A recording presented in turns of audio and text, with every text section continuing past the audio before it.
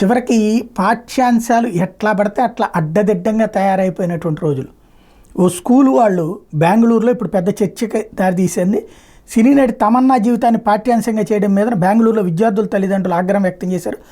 హెల్బాలోని సింధీ ఉన్నత పాఠశాలలో బాలల హక్కుల రక్షణ సంఘానికి వాళ్ళు ఫిర్యాదు చేశారు ఆ స్కూల్ మీద.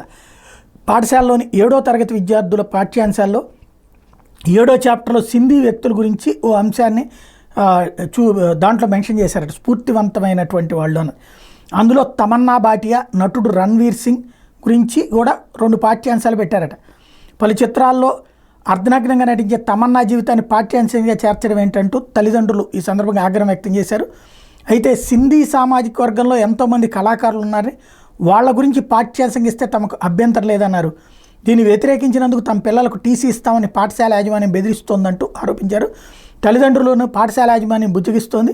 అదొక పాఠ్యేతర అంశంగా చేర్చినట్టు అందులో తమన్నా పాఠాలను ఇచ్చినట్టు చెప్పారు.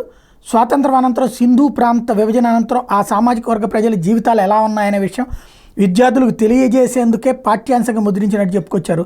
సింధీ సామాజిక వర్గానికి చెందిన ఆవిడ తమన్నా సినీ రంగంలో ఎన్నో విజయాలు సాధించింది. ఇట్లాంటి స్ఫూర్తివంతమైనటువంటి అంశాన్ని గుర్తు చేయడానికి అని చెప్పుకొచ్చారు.